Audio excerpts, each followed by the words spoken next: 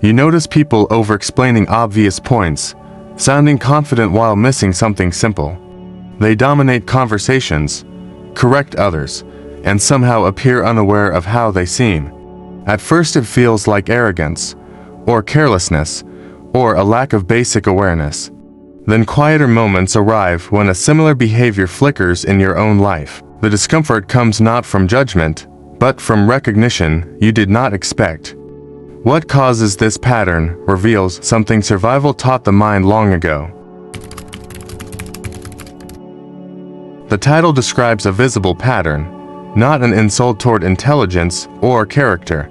It names behavior, not people. Smartness and awareness are different systems, shaped under different pressures, and they do not always activate together. What looks like stupidity is often an automatic response, triggered when the brain prioritizes safety, status, or belonging. This pattern appears in meetings, arguments, family discussions, and friendships, especially when subtle social threat is present.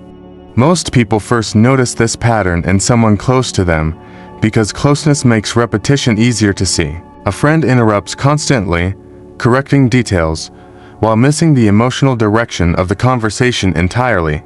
A partner explains your own feelings back to you, confident, articulate, and strangely disconnected from what you actually meant. At work, someone with impressive credentials derails progress by defending ideas long after evidence quietly moved on. These moments challenge a comforting belief that intelligence naturally produces clarity, humility, and accurate self-perception. Psychologist Carl Jung, known for analytical psychology, observed that consciousness often lags behind instinctive psychological defenses. When a situation feels socially risky, the mind can switch modes without asking for awareness or permission. In this mode, speed matters more than accuracy, and certainty feels safer than curiosity for the nervous system. The behavior looks clumsy only after the threat passes and reflective thinking quietly returns to awareness again. Evolutionary psychology suggests many social behaviors evolved to prevent exclusion, which historically carried real survival consequences. Appearing certain, dominant, or knowledgeable could once protect access to resources and group acceptance during unstable conditions. Under pressure, the mind may choose performance over perception, even when perception would be more accurate. This does not mean the person lacks intelligence, but that intelligence is being temporarily sidelined. Behavioral psychologist B.F. Skinner showed how repeated reinforcement can lock behaviors into automatic, context-dependent patterns. When certainty, dominance, or explanation once reduced conflict, the brain learned to deploy them quickly. Over time, the pattern becomes familiar, efficient, and invisible to the person using it in daily interactions. Others experience the cost first, feeling unheard, corrected, or subtly dismissed without obvious hostility present anywhere. Because the behavior once served protection, the mind resists labeling it as a problem internally at first. Calling it stupidity feels safer than acknowledging a sophisticated defense mechanism at work beneath behavior. The trap lies in mistaking effectiveness under threat for effectiveness in understanding reality itself clearly. In calm conditions, the same pattern quietly distorts relationships, decisions, and self-perception over time repeatedly. This is where discomfort begins, because the behavior feels familiar, useful, and increasingly costly socially. What seems like a surface flaw is actually rooted deeper than conscious intention or personality traits. To understand why the mind learned this pattern, its origin must be traced beneath awareness. If you're still watching, you probably notice things most people miss. You question behavior, you look beneath the surface. If that sounds like you, subscribe. This channel was made for minds like yours. This pattern begins forming long before adult intelligence develops, during periods when safety depended on approval and predictability. In childhood, misunderstanding authority figures often carried emotional consequences the nervous system learned to avoid quickly. Being right, sounding certain, or explaining oneself thoroughly could reduce punishment, shame, or withdrawal of affection. Over time, the mind links certainty with safety and hesitation with danger, without conscious evaluation. Family environments quietly trained which expressions were rewarded and which invited correction, ridicule, or emotional distance. A child praised for sounding smart learned that performance mattered more than inner clarity. Another child learned that admitting confusion invited criticism, so confidence became a protective costume. Most people first notice this pattern in someone close to them because it mirrors early relational dynamics. Developmental psychologist Erik Erikson described how identity forms through navigating approval, competence, and social trust. When approval depended on appearing capable, the mind adapted by prioritizing appearance over genuine understanding. School systems often reinforce this adaptation by rewarding fast answers rather than slow, reflective accuracy. Raising a hand confidently mattered more than quietly processing uncertainty in many classrooms. Peers reinforced the same pattern socially, as confidence attracted status even when correctness remained unexamined. The brain learned that sounding sure prevented social exposure, embarrassment, and vulnerability. Evolutionary pressure amplified this learning because social exclusion historically threatened access to protection and resources. In group settings, appearing decisive signaled value, even if accuracy came later or never arrived. Evolutionary psychologist David Buss noted that social signaling often outweighs objective truth in human interaction. The mind therefore adapted to optimize social survival, not epistemic precision. Fear-based adaptation shaped these responses, even when the fear itself became outdated. As adults, the original threat disappears, but the nervous system still reacts as if it remains present. This creates a mismatch between intellectual capacity and emotional reactivity under perceived evaluation. The person feels internally calm only when asserting, correcting, or explaining, regardless of situational appropriateness. What once protected the child now governs adult interactions automatically. The behavior activates fastest when stakes feel ambiguous, such as disagreement, misunderstanding, or subtle judgment. Importantly, the individual rarely experiences this as insecurity. Instead, it feels like clarity, helpfulness, or intellectual engagement from the inside. Freud, known for psychoanalytic theory, emphasized that defenses feel reasonable to the mind deploying them. Awareness is not absent, but selectively narrowed to preserve psychological equilibrium. This narrowing blocks feedback that might otherwise recalibrate behavior naturally. As a result, the person remains unaware of how the pattern appears externally. The origin is not ignorance, but early learning optimized for safety, not shared reality. Understanding this origin reveals why the behavior persists even among highly intelligent individuals. The next layer shows how this hidden adaptation plays out between people daily.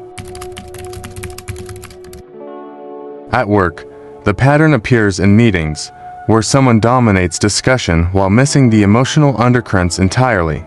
A colleague corrects minor details, sounding confident, yet the team senses frustration or missed opportunities silently. Family dinners reveal it differently. A sibling insists on right interpretations of stories, while others feel unseen. Partners often experience it when emotions are explained back in precise words, yet the underlying feeling is ignored. Most people first notice this pattern in someone close to them because repetition and intimacy make it visible. Friends experience it during casual conversations when overanalysis disrupts humor, timing, or emotional rhythm. Authority figures unconsciously exploit it. Confident explanations gain status, even when subtly inaccurate or socially tone-deaf. Behavioral psychologist B.F. Skinner demonstrated that repeated reinforcement strengthens automatic responses, making the pattern predictable in relationships. People unconsciously calibrate interactions around it, either avoiding, challenging, or accommodating the pattern without explicit awareness. Romantic dynamics often intensify it. Appearing right signals competence, but intimacy suffers when curiosity or listening is absent. Subtle power struggles appear. Overexplaining asserts dominance, secures attention, and maintains perceived value in social hierarchies. Children mirror it quickly. Mimicking confident speech becomes a survival tool to fit within family and peer groups. Social misalignment emerges when objective intelligence does not match adaptive communication, creating tension without obvious conflict. A coworker may win arguments with style rather than substance, leaving others unsettled yet outwardly compliant. Close friends notice the cost first. Humor, spontaneity, or shared understanding subtly erodes under constant correction. Psychologist Carl Jung noted that humans project internal conflicts onto others, often amplifying patterns before self-recognition occurs. In friendships, the behavior silently structures conversation, dictating who speaks, who listens, and whose input is minimized. Extended families feel it during holidays. Someone explains past events repeatedly, confident, while others quietly disengage. Workplace culture amplifies the pattern when meetings reward certainty, speed, or performative expertise over reflective accuracy. This creates a cycle. Confident presentation is socially reinforced, while misalignment goes unnoticed or is rationalized. Even small social interactions trigger it, clarifying instructions excessively or asserting opinions strongly when subtle observation would suffice. Modern relationships exaggerate the effect because social networks expose discrepancies and overconfidence instantly to peers. What looks harmless here quietly reshapes influence, perception, and relational trust over months and years. Evolutionary psychologist David Buss suggested humans evolved to prioritize status signaling, even above collaborative accuracy. In romantic, familial, and workplace settings, this behavior signals capability, but often masks uncertainty or fear beneath. The pattern persists because immediate social advantage reinforces it more than delayed relational understanding can counteract. The next layer explores how modern life intensifies this behavior beyond historical limits. In modern life, technology amplifies this pattern, giving constant platforms to assert knowledge, opinion, and certainty. Social media rewards confident statements with likes, shares, and recognition, regardless of depth or accuracy. Work culture encourages rapid responses, presentations, and emails, privileging speed and decisiveness over reflective clarity. Text-based communication removes subtle emotional feedback, letting the pattern operate unchecked and appear normal socially. Most people first notice this pattern in someone close to them, amplified now by screens, notifications, and performance pressure. Online forums exaggerate it. Participants assert certainty without risk, gaining authority without direct social calibration. Corporate structures quietly reinforce the behavior. Promotions and influence often favor visibility, decisiveness, and vocal confidence.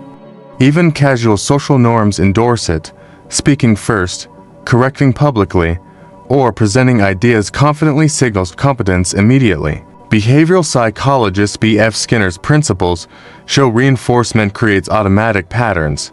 Technology multiplies the feedback loops exponentially. Confidence online or in meetings is rewarded, while reflective or uncertain approaches are ignored or undervalued. Cultural expectations shape it further. Leaders are assumed competent if they assert loudly, even when understanding is partial. Friend groups normalize the pattern. Someone dominates chat threads, yet others rationalize it as passion or intelligence. Romantic dynamics now layer it, with online persona management, appearing certain maintains perceived value to distant observers. Family gatherings mirror it digitally. Group messages preserve overexplaining and correction, subtly reinforcing dominance behaviors. Evolutionary mechanisms collide with technology. Status signaling operates faster, wider, and with more reinforcement than ever before. This intensification creates a hidden psychological cost, often unnoticed by the person expressing the behavior.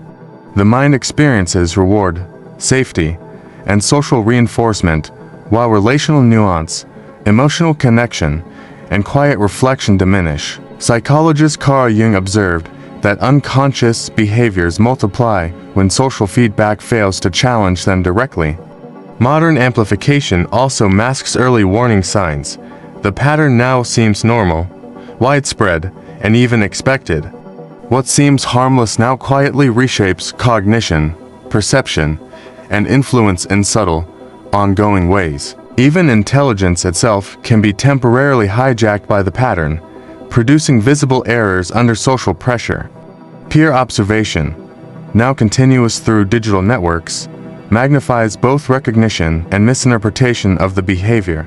Public correction, commentary, and debate act as accelerants, rewarding certainty even when understanding is shallow. Most people first notice the pattern in online interactions with friends, colleagues, or family members. Behavior becomes cyclical, reward reinforces performance, masking the underlying anxiety, uncertainty, or survival instinct driving it. Social media, meetings, and cultural expectations act as amplifiers, but the root psychological pattern remains ancient. Evolutionary pressure, childhood learning, and social reinforcement converge to create persistent, automatic behaviors in daily life. The final layer will deepen awareness, showing the uncomfortable truth without resolving it. You may recognize it in yourself quietly, in moments of over-explaining or asserting certainty unnecessarily. It feels natural, reasonable, and even protective, yet leaves a subtle residue of relational tension behind. The mind believes it is acting logically, safeguarding social standing, or ensuring survival. Even in trivial modern contexts, partners recall conversations where explanation replaced listening, leaving emotion unacknowledged and tension accumulated without confrontation. Friends remember arguments where correction dominated empathy, yet all parties move forward with unspoken friction silently embedded. Most people first notice this pattern in someone close to them, long before seeing it internally. Workplaces reveal it differently. Confident presentations conceal uncertainty, yet influence continues to grow despite partial insight. The pattern operates outside conscious critique, yet shapes decisions, relationships, and perceptions over months and years. Psychologist Carl Jung described the unconscious as a shadow, present, active, and guiding behavior without full recognition. Modern life amplifies the shadow, yet reward systems conceal its cost, creating a cycle of unexamined influence. The mind experiences ease while acting, but others register the subtle mismatch between performance and reality. Romantic partners silently catalog instances of over-explaining, correcting, or dominating conversation, noticing emotional gaps accumulate. Family dynamics preserve repetition. Over generations, patterns emerge that feel ordinary yet subtly distort intimacy. Social observation reveals the tension first, making the behavior easier to see externally than internally. Intelligence, self-awareness, and clarity are absent, but temporarily overridden when adaptive survival strategies activate. Evolutionary instincts operate beneath reflective consciousness, producing automatic patterns in subtle, persistent ways. Behavioral psychologist B.F. Skinner emphasized that repeated reinforcement locks patterns into automaticity, independent of conscious judgment. Even the person exhibiting the behavior rarely notices the cost, experiencing only the benefit of temporary certainty. Most people first recognize it in others, yet quietly sense its echo in themselves during stressful or evaluative situations. Technology, culture, and social expectation magnify both recognition and replication, yet do not resolve the internal tension. The mind operates in dual layers. Conscious understanding coexists with instinctive performance, sometimes in opposition silently. Emotional awareness and relational insight often lag behind confident assertion, producing subtle relational misalignment continuously. Friends, partners, and colleagues perceive the gap, yet the pattern persists under the surface, reinforcing itself silently. Awareness may arrive incrementally, a quiet recognition that something is off, yet full comprehension remains unresolved. Even intelligence itself can feel betrayed by the pattern. Clarity competes with instinctual performance automatically. The tension is internal and relational, psychological yet tangible, familiar yet difficult to articulate. Every observation, every social interaction, subtly reinforces or challenges it, leaving the mind perpetually balancing certainty and insight. There is no final resolution, only ongoing observation, recognition, and the quiet discomfort of understanding a hidden mechanism. You may notice it again, tomorrow or next week, in yourself, a friend, a partner, or a colleague, repeating silently. The most unsettling truth is this: the pattern will continue operating, regardless of intelligence, status, or reflection. Its existence is undeniable, yet its effects are subtle, pervasive, and persist beyond conscious intervention. And in that tension, the mind quietly observes itself, aware of the behavior, yet without the ability to fully resolve it. This is the landscape where intelligence, instinct, and social survival collide, leaving one question silently unresolved: how much of what we see and do is truly under conscious control?